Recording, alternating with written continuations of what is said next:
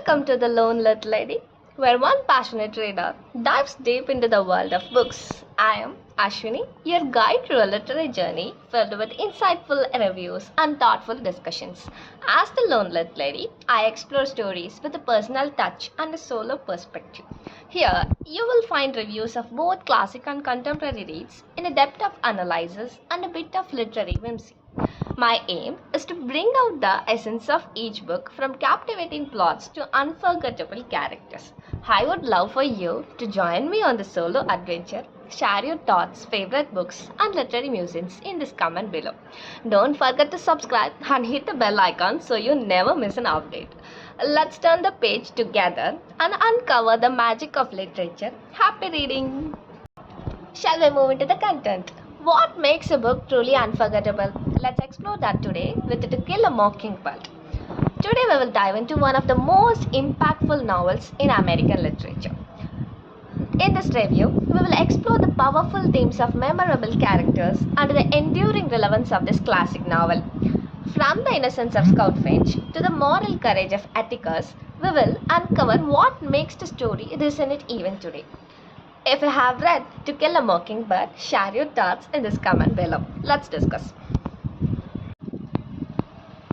So, without further ado, let's step into the world of Macomb, Alabama, and explore the timeless wisdom of To Kill a Mockingbird. Shall we discuss about the author? Harper Lee, born Nellie Harper Lee on April 28, 1926, in Mon Valley, Alabama. So, was an American novelist best known for her 1960 novel To Kill a Mockingbird. This novel, her most famous work, won the Pulitzer Prize in 1961 and has since become a classic of modern American literature. So, her early life, Lee grew up in a small town but closely resembles the setting of To Kill a Mockingbird. Her father was a lawyer, which inspired the character of Atticus Finch in her novel. After studying the University of Alabama and spending a year of studying law, Lee moved to New York City to pursue writing. To Kill a Mockingbird was her only published novel for many years until 2015, when a second novel, Go Set a Watchman, was released. This book was written before To Kill a Mockingbird and is considered its sequel, although it was actually an earlier draft.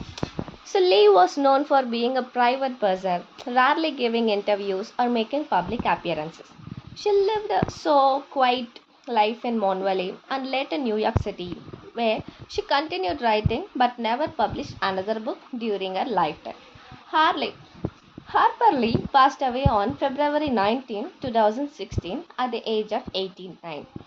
So her work remains so powerful, contemporary on race, justice, and moral growth. To Kill a Mockingbird being widely taught and studied in schools around the world. So the next title, significance of the title, To Kill a Mockingbird. So what is the symbolism which will appear in the title? So the mockingbird symbolizes innocence and goodness, with Atticus advising his children that it is a sin to kill a mockingbird because they do no harm. So the Radley house represents fear of the unknown and societal judgment. But as Scout and Jem learn more about Boo Radley. So it also comes to symbolize the understanding and acceptance of differences. And then the major characters who have played in this novel. So first, Atticus Finch, often regarded as a moral hero, Atticus represents integrity, wisdom, and the fight for justice. His defense of Tom Robinson is a stand against racial prejudice. So as Scout Finch, as the narrator, Scout provides a child's perspective on the events, offering insights into innocence, curiosity, and the process of growing up in a prejudiced society. So the third, Boo Radley. So initially perceived as a mysterious and frightening figure. So Boo ultimately reveals himself as kind and protective, symbolizing the misunderstood other. So now we should move into the overview of the plot. So this novel, To Kill a Mockingbird, set in the 1930s in Macomb, Alabama. The story is narrated by Scout Finch, a young girl, the novel follows Scout, her brother Jem, and their father. So Atticus Finch, a lawyer who defends a black man, Tom Robinson, falsely accused of raping of white women, Mela Evil. So the narrative style, which was implied in this novel, the first person narration by Scout, who reflects on her childhood, allows readers to experience the events from a child's perspective while also gaining insight into the more complex adult world. So the tone shifts from light and humorous to serious and contemplative as the novel progresses. And then the critical reception. So upon its release, To Kill a Mockingbird received widespread acclaim, so winning the Pulitzer Prize in 1961. So it remains stable in American literature for its exploration of difficult social issues and its compelling storytelling. So the book I'm going to review is the 1960 American classic novel To Kill a Mockingbird by Harper Lee. Now, this is an immensely popular book. I would be very surprised if you hadn't even heard of this. And this book mainly deals with racial inequality in the United States.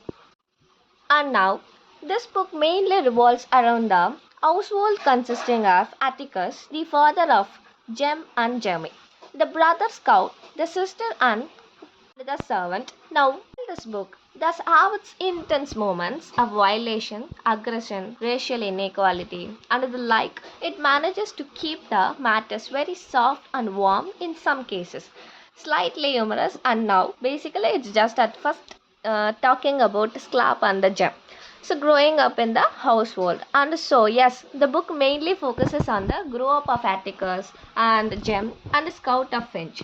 So they are living in Alabama in the 1960, I believe, and it just talks about their going on. It focuses on the Radley house. So a house down the street from the Finchers, which has same very mysterious undertones about it. People tend to avoid that house they are frightened by because basically some very mysteries events. I'm not going to spoil what they were, but some very mysteries events took place at the house, and one of that house's inhabitants to Radley. So to Boo Radley is never seen anymore, and people are very curious. So as to why this book follows Scout and Jem in school. So it talks a little bit around about how Scout and tends to get trouble in lot because Scout the girl has very aggressive behavior. She tends to get a fight with a lot of students, and this book progress until it reaches what book progress until it reaches and I consider one of the most intense gripping moments in this entire novel, and that is in the case of Tom Robinson.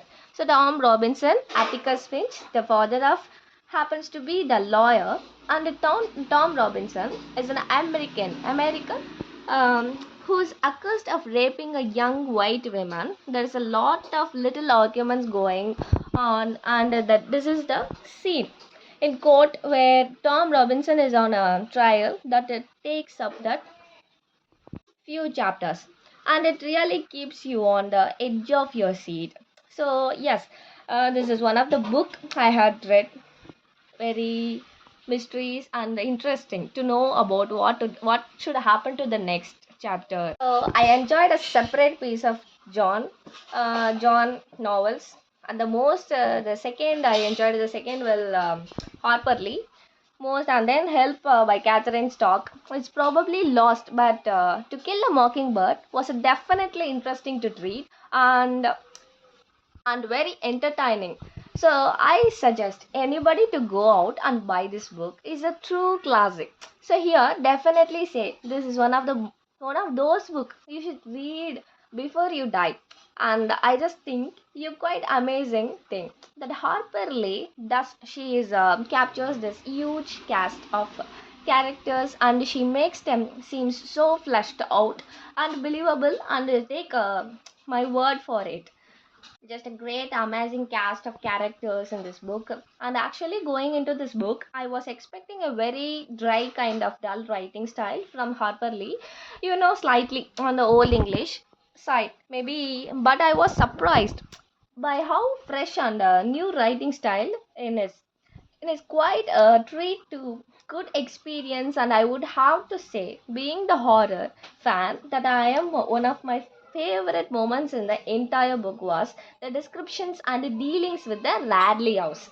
So it was a reminder me of something out of the housing of Hill House by Shirley Jackson. Just great crispy descriptions. I love it, and throughout the story, you got Jem and Scott really growing up, becoming more mature, really coming to understand the racial issues that are going on and not doing anything to maybe disrespect others. And yes, well, book obviously again deals with racial injustice. It also heavily deals with courage, bravery. I mean, you have because in the On the Tom of Robinson case, you have a moment in the story with Miss Deadbosley, a neighbor, and she is trying to fight her morphine addiction. It's actually rather funny when you see Jem growing up and looking down his sister and correcting her and telling her what to do and what to not to do. To act proper, and he's only like 11 years old, and I just found rather funny and again that Tom Robinson case. So since Atticus Finch, a white man, is defending an African illegal issues, so a lot of Gem Scott students in school, neighbors, even relatives make fun of Atticus behind his back for doing that, understanding up read this, and you are just amazed that this captures the great feeling and depth of the not too distant past. You may notice the little to kill a mockingbird. Okay, the mockingbird is referred countless times in this novel. First in the novel, when Atticus gets these children, some replies can tells them they can shoot all the blue jays, but they want to they not shoot a mockingbird because there is a shin to shoot a mockingbird. Tom Remsen, the American who is unjustly ruled guilty in court. He is the mockingbird of this novel, and also this book was made into a 1962 film by the same day by the same name. I have heard many great reviews of it in online, and some have even claimed it's a work, the art of, and so I would have to give to Kill a Mockingbird by Harper Lee 5 out of 5. A great high opening tale of American's path, also just a great realistic account of two children growing up in that time, and that's how new to this novel. This novel holds a special place for me because it challenges us to confront unforgettable truths about society and ourselves. The lessons on empathy and moral courage, as demonstrated by characters like Atticus Finch, resonate deeply with me. So, in a word, still grappling with issues of justice and equality, To Kill a Mockingbird serves as a reminder of the importance of standing up for what is right, even when it's difficult. This is why I felt compelled to explore it further in my reading.